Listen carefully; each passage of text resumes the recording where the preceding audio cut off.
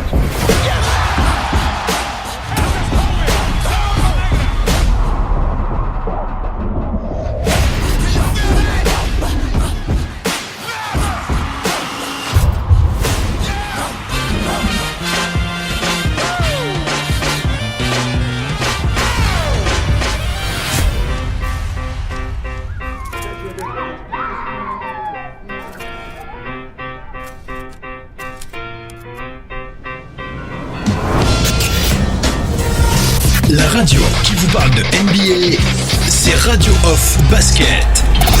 Le basketball, c'est mieux à la radio.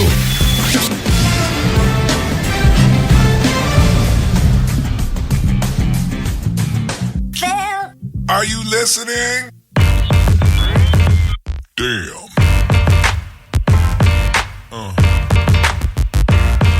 Yeah.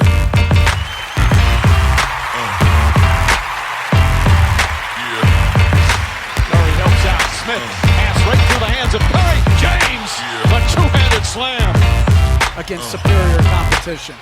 Curry, Bergeron back to Curry, corner three. Pressure that Steph Curry just put on Kyrie. La radio qui vous parle de NBA.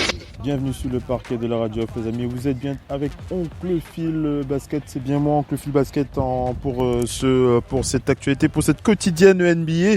Cette quotidienne NBA où on fait le point sur l'actualité de cette ligue que nous apprécions tant. Cette ligue qui est véritablement chère à nos cœurs. C'est le cas de le dire. Allez les amis, on va, alors pour ceux qui l'auraient remarqué, puisque vous suivez la diffusion live que nous réalisons sur les réseaux sociaux, vous avez pu voir le titre de ce podcast que nous avons appelé tout simplement les larmes de Michael Jordan. Les larmes de Michael Jordan, tout simplement pourquoi ? Parce que l'actualité, c'était surtout la cérémonie d'au revoir, la cérémonie d'adieu à Kobe Bryant qui s'est déroulée du côté de Los Angeles. C'était donc dans la nuit.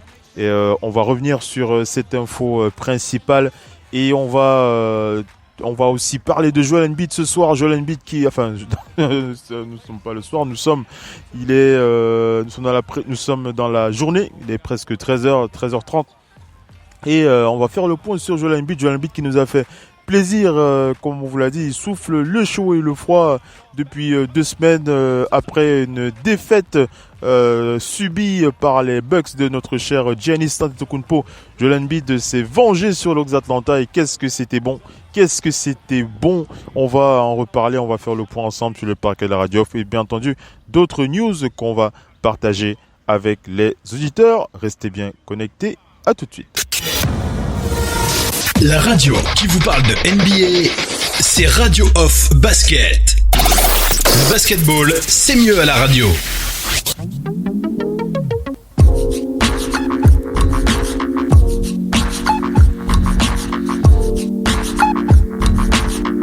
Allez les amis, on rattaque avec la suite de ce talk show. On commence par cette actualité avec cette cérémonie d'adieu, les adieux à Kobe Bryant. C'était donc dans la nuit,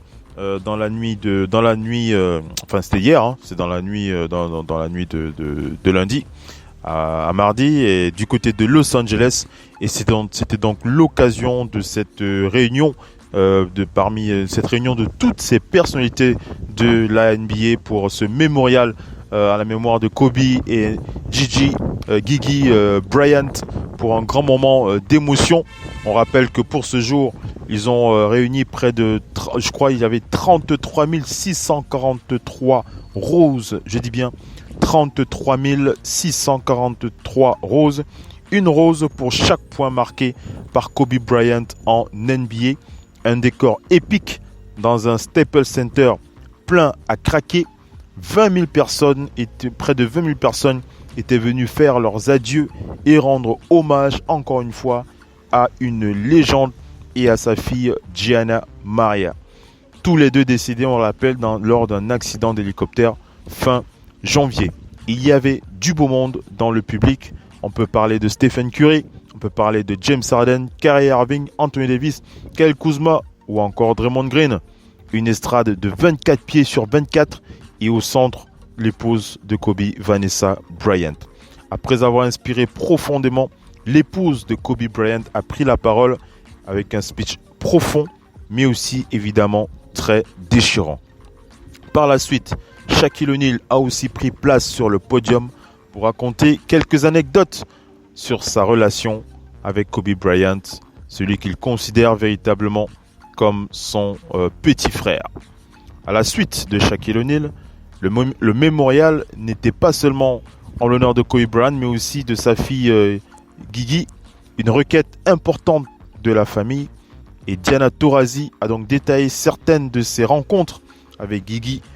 On rappelle une adolescente de 13 ans, piquée par le basket, passionnée de la balle orange comme son père, dont elle s'apprêtait à suivre les traces. Puis en fondant en larmes, Taurasi a décrit le regard plein de détermination, de Gianna Maria, que beaucoup considéraient comme une future star de la WNBA.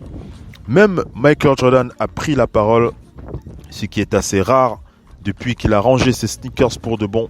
Pas toujours à l'aise dans l'exercice, le sextuple champion NBA a livré un discours poignant et sincère, et même un petit peu drôle, puisqu'on se souvient encore de cette petite vanne avec le mème de Michael Jordan. Vous connaissez ce mème où on le voit pleurer, où il a dit que Kobe l'a vraiment eu, et que cette fois-là, on va encore voir un nouveau mème avec son visage larmoyant. C'était un grand moment de basket, et pourtant, il n'y avait pas de match, pas de ballon, pas de panier, pas de panier. Je disais donc, c'était un mémorial en l'honneur de 2 personnes décédées, et pourtant c'était un grand moment de vie. Voilà, je souhaitais vraiment partager avec vous cet intense moment qui s'est déroulé du côté de LA. À la fin de ce talk show, on écoutera Michael Jordan, le discours de Michael Jordan à ce mémorial. C'est important d'écouter le maître, c'est important d'écouter la légende. Pourquoi ? Parce que cette légende était véritablement celui qui était toujours en ligne de mire de ce grand joueur, de ce joueur légendaire désormais qui est devenu Kobe Bryant, qui avait à cœur de dépasser, d'égaler ou de dépasser ce monstre sacré du basket NBA, Michael Jordan. On va écouter Michael Jordan, l'élocution, le discours de Michael Jordan dans ce speech qu'il a donc réservé pour ce mémorial. On ne l'écoutera pas tout de suite, on l'écoutera à la fin de ce talk show, l'intégralité du discours de Michael Jordan. On va passer à la deuxième partie avec Joel Embiid qui nous a régalé face à Atlanta. Restez bien connectés, on enchaîne. On vous passe un jingle. La radio qui vous parle de NBA, c'est Radio Off Basket. Le basketball, c'est mieux à la radio. Player, and tonight he's ready to rock 'em. Here from the world champion Toronto Raptors, give it up for Pascal Siakam. Yeah. Yes, indeed. From the Philadelphia 76ers, Joel Embiid.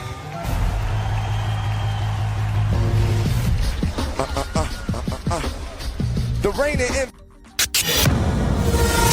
La radio qui vous parle de NBA, c'est Radio Off Basket. Le basketball, c'est mieux à la radio.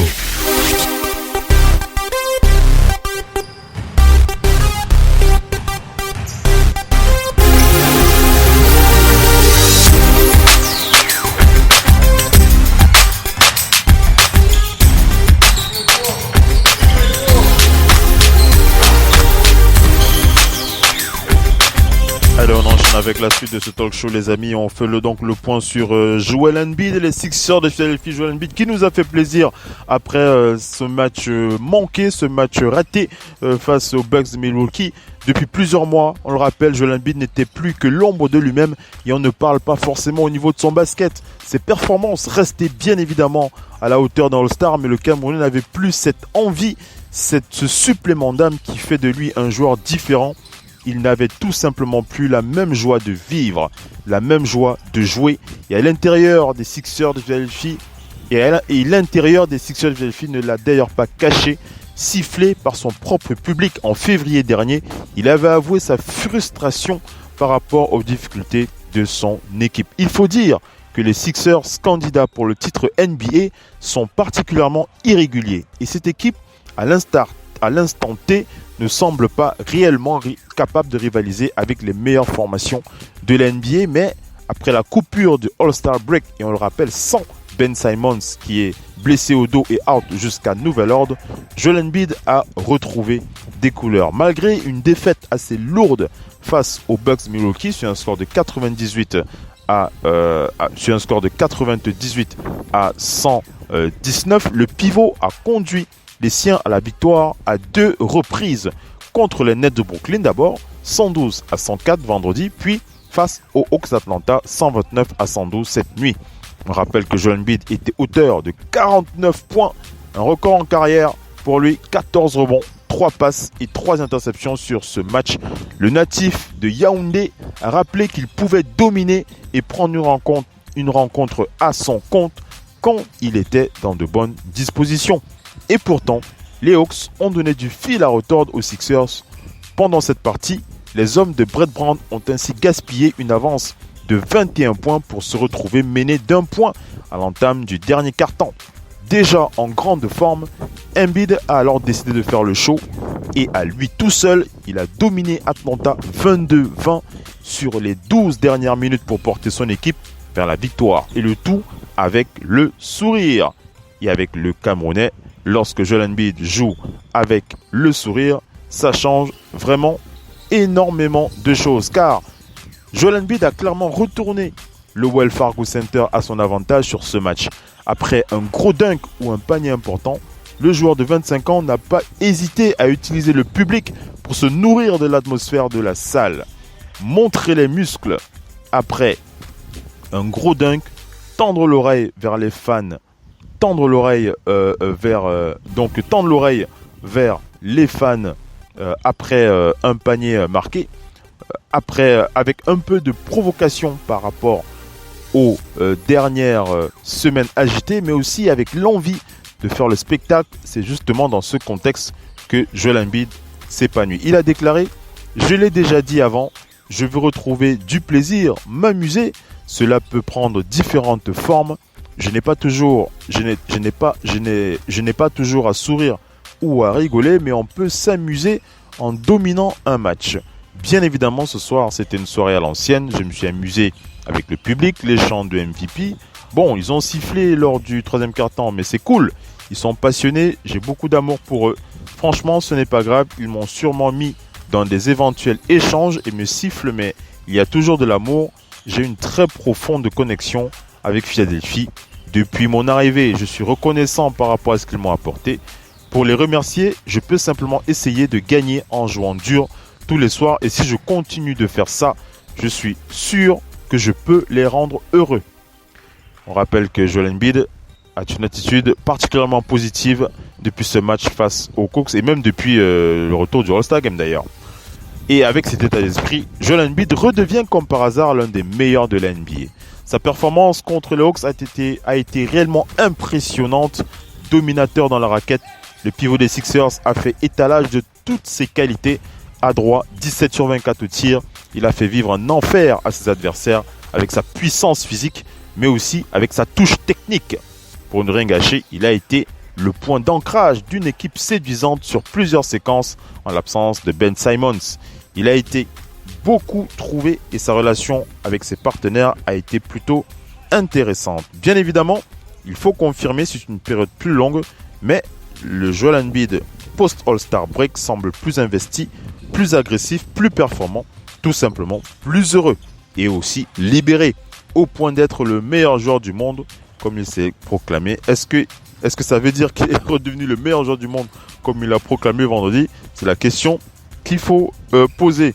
Il a déclaré qu'il faut faire toujours un meilleur boulot il a dit il faut faire un meilleur boulot de journaliste, a répondu la star Joel Embiid. J'ai dit lors du 4e quart-temps du All-Star Game, j'étais sur le parquet avec les meilleurs joueurs du monde et je dominais, j'étais impossible à arrêter, surtout au poste. Donc pour moi, j'avais l'impression que c'était une chance de prouver que je méritais d'être dans la discussion pour le meilleur joueur du monde. Et c'est ce que j'ai dit. Si je joue comme ce soir tout le temps, qu'est-ce que vous pouvez dire? Je dois simplement continuer et je dois prouver, je dois gagner. Mon but est de remporter un titre. Je vais donc tout faire pour arriver à ce point. Du sourire, du spectacle, des ambitions et des grosses performances, on a comme l'impression d'avoir retrouvé le vrai Joel Embiid. Et c'est véritablement la question qu'on vous pose post-talk show, les amis. Le vrai Joel Embiid. Pour vous, qui est le vrai Joel Embiid? Le Joel Embiid, est-ce que Joel Embiid c'est un joueur qui se tait? C'est un joueur qui ne parle pas? C'est un joueur qui est timide? Ou alors Joel Embiid, le vrai Joel Embiid est un joueur qui parle, un joueur qui trash, un joueur qui domine, un joueur qui ouvre sa grande gueule, comme on le dit précédemment. Alors je ne sais pas, on avait déjà diffusé une interview de Joel Embiid, c'était hier lors d'un entretien sur Radio Hall of Fame Basket, un entretien qu'on a partagé. Il avait réalisé cette interview dans le média de Jump et il avait déclaré que lorsqu'il avait déclaré en résumé que lorsqu'il avait décidé de ne plus parler, plusieurs fans se sont moqués de lui et se sont dit voilà, Joel Embiid ne parle plus, Joel Embiid n'a plus envie de basket, Joel Embiid n'est plus motivé par le jeu, Joel Embiid a perdu sa passion pour le jeu. Et lorsqu'il a donc décidé de recommencer à parler, les fans se sont retournés vers lui pour dire qu'il parle trop. Quoi qu'il en soit, il a déclaré dans The Jump que pour lui le plus important c'est de rester fidèle à lui-même, c'est de rester le vrai Joel Embiid. Et qui est le vrai Joel Embiid pour nous? En tout cas, pour moi, c'est la question que je peux vous donner, c'est que le vrai Joel Embiid, c'est le Joel Embiid qui parle. C'est le Joel Embiid qui a besoin de s'exprimer, c'est le Joel Embiid qui a besoin de démontrer qu'il est véritablement dominateur dans cet exercice, c'est-à-dire cet exercice qui est d'être le meilleur pivot de la NBA. Et il l'a démontré face aux Hawks avec ses 49 points. Joel Embiid est le meilleur pivot de la NBA. Bien malin celui qui viendra nous proposer un autre pivot comme Nikola Jokic. Par exemple, vous pouvez vous amuser à cet exercice. Si vous avez d'autres noms à nous présenter, réagissez sur les réseaux sociaux et dites-moi pourquoi est-ce que pour vous Joel Embiid n'est pas le meilleur pivot de la NBA. En tout cas, qui est le vrai Joel Embiid? C'est le Joel Embiid qui parle, c'est le Joel Embiid qui gueule, c'est le Joel Embiid qui trash. Et c'est ça le Joel Embiid qu'on aime. Au-delà de cela, on aime surtout un Joel Embiid qui trash, mais surtout un Joel Embiid qui score, un Joel Embiid qui se montre à son meilleur jour. Alors Joel Embiid ne va pas scorer 50 points ou 40 points tous les matchs, mais au moins on aime cette joie de vivre que le Camerounais apporte sur cette ligue et surtout sur les réseaux sociaux. On se gargarise, on est vraiment, on est toujours au pied levé lorsqu'il nous balance un petit tweet où il rigole d'un joueur, d'un match, d'un événement. Joel Embiid, c'est le champion des réseaux sociaux et juste pour ça, on est véritablement heureux à chaque fois que l'on a des Sixers qui triomphent et un Joel Embiid qui parle. Donc pour moi, c'est véritablement ça le vrai Joel Embiid. Pour vous, je vous pose la question. Pour vous, quel est le vrai Joel Embiid? Est-ce que le vrai Joel Embiid, pour vous, c'est le Joel Embiid qui ne parle pas? Est-ce que vous pensez que c'est le Joel Embiid un petit peu comme son compatriote Pascal Siakam? Est-ce que pour vous, Joel Embiid ne doit pas parler? Parce que j'avais posé la question une fois, j'avais posé la question, est-ce que vous pensez que Joel Embiid parle trop? Et j'avais vu des réactions comme quoi il parle vraiment beaucoup trop. Et je comprends très très bien, hein. Je comprends très très bien que vous le pensiez. Mais malheureusement c'est ce Joel Embiid que l'on aime, c'est ce Joel Embiid. En tout cas pour ceux qui observent la ligue depuis un certain temps, je pense qu'ils vont être d'accord avec moi. Sauf si vous n'êtes pas d'accord, hein. Si ce n'est pas ce Joel Embiid que vous aimez, dites-le nous sur les réseaux sociaux. Dites-nous que vous n'aimez pas le Joel Embiid qui parle. Dites-nous que vous n'aimez pas le Joel Embiid qui parle, mais vous préférez le Joel Embiid qui joue et qui se tait. En tout cas, je vous ai donné mon appréciation personnelle. Pour moi, Joel Embiid, c'est le Joel Embiid qui parle, c'est le Joel Embiid qui sait, qui montre qu'il est là et qu'il est bien présent. Voilà les amis pour cette partie concernant Joel Embiid. Vous allez rester connectés. On va enchaîner, on va attaquer un dernier sujet concernant les Clippers de Los Angeles avant d'attaquer avec le discours. Je vous laisserai avec le discours de Michael Jordan lors du mémorial avec ce mémorial à la mémoire de Kobe Bryant. Restez bien connectés, on parle des Clippers de Los Angeles qui n'ont plus rien à perdre. La radio qui vous parle de NBA, c'est Radio Off Basket. Le basketball, c'est mieux à la radio.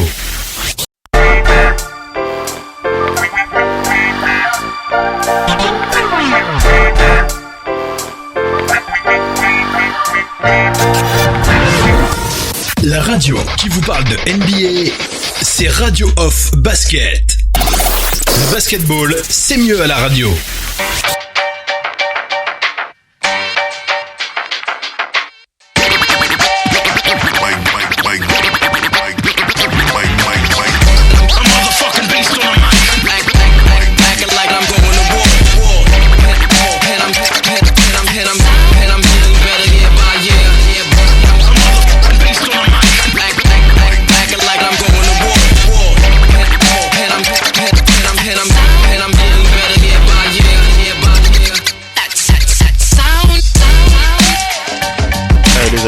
Avec cette dernière partie avant de diffuser donc le discours de Michael Jordan lors du mémorial de Kobe Bryant. On va attaquer ce dernier dossier avec les Clippers de Los Angeles qui se sont réveillés face aux Grizzlies de Memphis. Oui, les Clippers se sont réveillés, ils avaient véritablement besoin de ça. Pourquoi? Parce que les derniers matchs et dernières performances de cette équipe ne sont pas bonnes et Kawhi Leonard avait déjà tiré la sonnette d'alarme. Avec les récentes arrivées de Reggie Jackson et Marcus Morris, mais aussi des retours de Patrick Beverley et Paul George, la formation de Doc Rivers a montré de quoi elle était capable. Donc face aux Grizzlies, il a fallu plus de 10 minutes aux Clippers, enfin au complet, pour montrer l'étendue de leur talent face aux Grizzlies cette nuit. 10 minutes au cours desquelles les protégés de Doc Rivers ont passé un 35-9 histoire de se faciliter la tâche jusqu'à la fin du match. Au complet et avec les récents renforts de Reggie Jackson et Marcus Morris, ces Clippers ont toutes les armes pour jouer les premiers rôles en play-off. Mais les Californiens ont déjà perdu beaucoup de temps et doivent désormais gagner en alchimie afin de monter en puissance à moins de 2 mois de la fin de la saison régulière. Alors qu'il a utilisé un 5 majeur différent pour la 29e fois cette saison, Doc Rivers a rappelé que son équipe n'avait pas de marge pour se permettre de lever le pied. Il reste 25 matchs à disputer. Le compte à rebours est lancé. Même discours pour Paul George qui ne veut pas se contenter d'une fin de saison en roue libre dans l'optique de se ménager pour les playoffs. D'autant que la place des Clippers dans le top 4 est encore loin d'être assurée. Mais avec peu de matchs disputés ensemble, le niveau du noyau dur des Clippers version 2019-2020 demeure impressionnant. Qu'en sera-t-il à la mi-avril si le groupe reste épargné par les blessures? Voilà une manière de relancer un petit peu la machine du côté des Clippers de Los Angeles et ils en avaient bien besoin. Et véritablement, je ne sais pas si vous faites partie de ceux qui doutent. Est-ce que vous faites partie de ceux qui pensent que les Clippers de Los Angeles pourraient lâcher un petit peu du lest et puis perdre leur place dans le top 4? Moi, je n'ai pas envie d'y croire. J'ai envie de penser que la vingtaine de matchs qui restent permettra aux Clippers de se rester au top, en tout cas de se maintenir pour ce grand rendez-vous que nous attendons pour les finales de conférence. On espère que ce sera face aux Lakers de Los Angeles. Donc voilà un peu ce que je vais préciser par rapport aux Clippers et on va terminer ce talk show avec le discours de Michael Jordan. C'était lors de la cérémonie, le mémorial adressé à la mémoire de Kobe et de Gianna Maria Bryant. Voilà, je vais vous laisser. Merci d'avoir été connecté sur le parquet de la radio off. C'était Oncle Phil Basket pour cette quotidienne sur la radio partenaire officielle NBA. Ciao les amis, passez une bonne semaine. Restez connectés sur l'actualité de la radio off. C'est Talk Show en veux-tu en voilà. C'est toute la semaine, c'est 24h/24 sur le parquet de la radio off. Ciao les amis, bye bye. La radio qui vous parle de NBA, c'est Radio Off Basket. Le basketball, c'est mieux à la radio.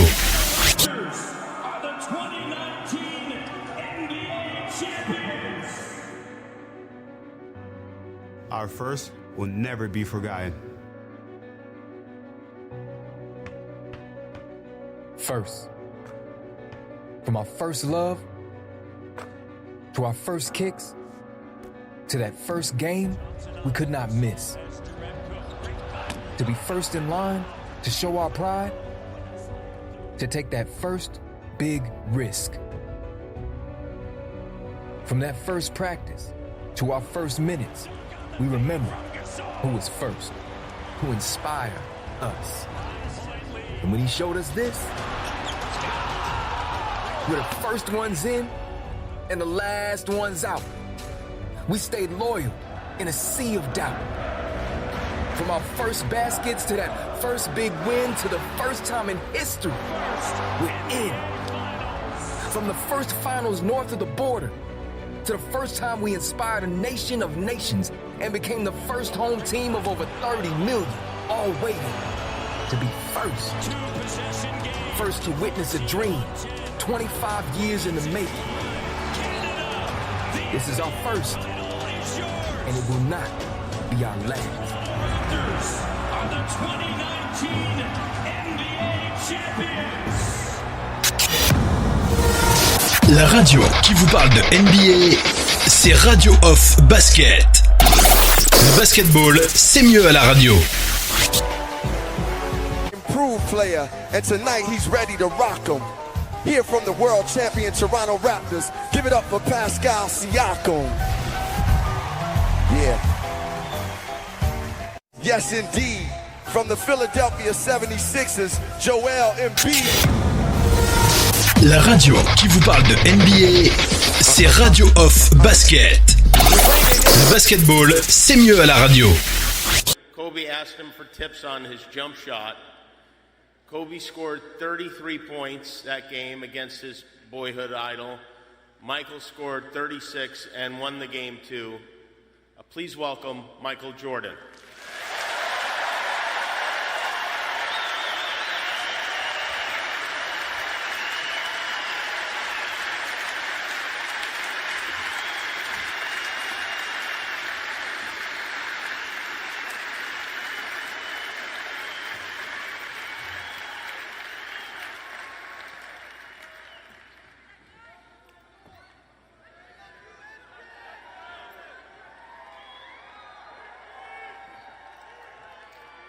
I would say good morning, but it's afternoon. I'm grateful to Vanessa and the Bryant family for the opportunity to speak today. I'm grateful to be here to honor Gigi and celebrate the gift that Kobe gave us all. What he accomplished as a basketball player, as a businessman, and a storyteller, and as a father. In the game of basketball, in life, as a parent, Kobe left nothing in the tank. He left it all on the floor.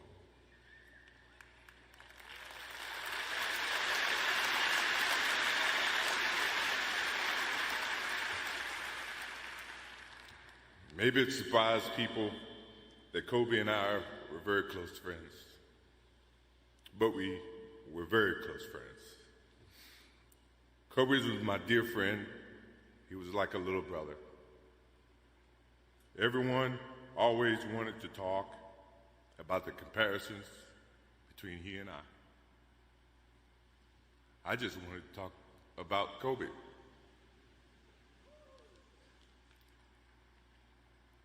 You know, all of us have brothers and sisters, little brothers, little sisters who, for whatever reason, always tend to get in your stuff,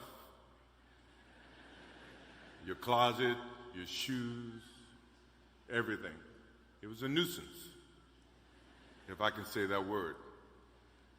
But that nuisance turned into love over a period of time, just because the admiration that they had for you as big brothers or big sisters. The questions, the wanting to know every little detail about life that they were about to embark on. He used to call me, text me, 11:30, 2:30, 3 o'clock in the morning, talking about post-up moves, footwork, and sometimes the triangle. At first, it was an aggravation.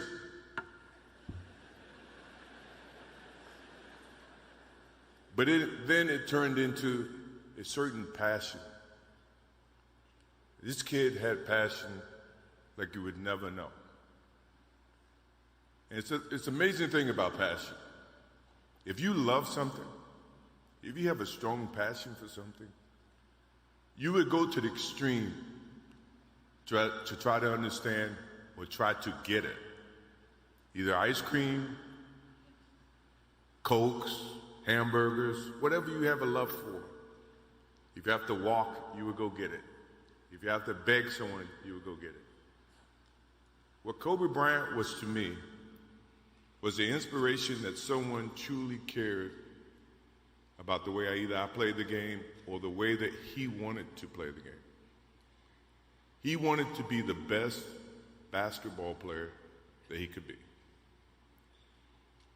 And as I got to know him, I wanted to be the best big brother that I could be.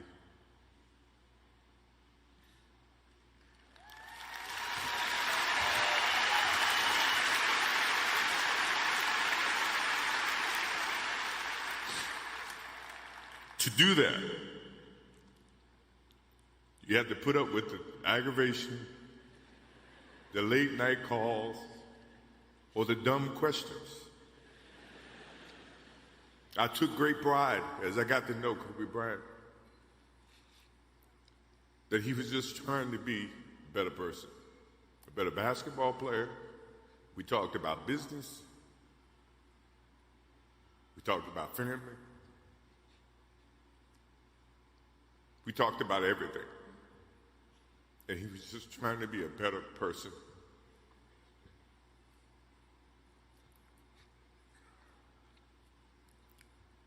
Now he's got me.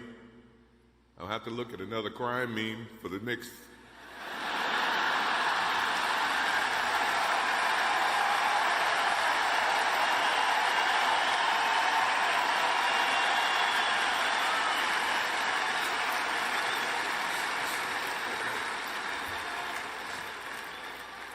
I told my wife I wasn't going to do this because I didn't want to see that for the next 3 or 4 years. That is what Kobe Bryant does to me. I'm pretty sure Vanessa and his friends all can say the same thing. He knows how to get to you in a way that affects you personally, even though if he's being a pain in the ass. But you ever have a sense of love for him in the way that he can bring out the best in you. And he did that for me. I remember maybe a couple of months ago, he sends me a text. And he's saying, I'm trying to teach my daughter some moves. And I don't know what I was thinking or what I was working on. But what were you thinking about when you were as you were growing up, trying to work on your moves? I said, what age? He says, 12. I said, 12, I was trying to play baseball. He sends me a text back saying, laughing my ass off. And this is at 2 o'clock in the morning. But the thing about him was we could talk about anything that related to basketball, but we can talk about anything that related to life. And we, as we grow up in life, rarely have friends that we can have conversations like that. Well, it's even rare when you can grow up against adversaries and have conversations like that. I went and saw Phil Jackson in 1999 or maybe 2000. I don't know when Phil was here in L.A. And I walk in and Kobe's sitting there. And the first thing, I'm in a suit. First thing Kobe said, "Did you bring your shoes?"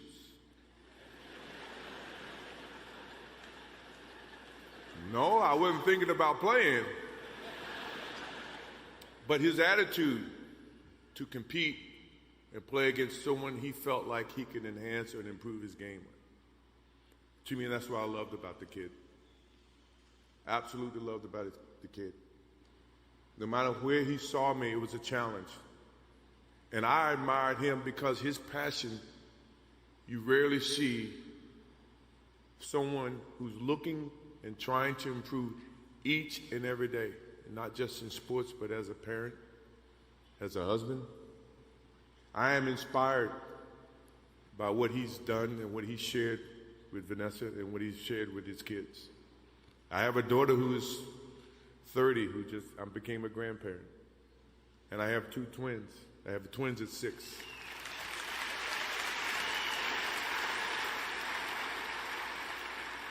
I can't wait to get home to become a girl dad and to hug them and to see the love that and the smiles that they bring to us as parents. He taught me that just by looking at this tonight, looking at how he responded and reacted with the people that he actually loved. These are the things that we will continue to learn from Kobe Bryant. To Vanessa, Natalia, Bianca, Capri, my wife and I will keep you close in our hearts and our prayers. We will always be here for you, always. I also want to offer our condolences and support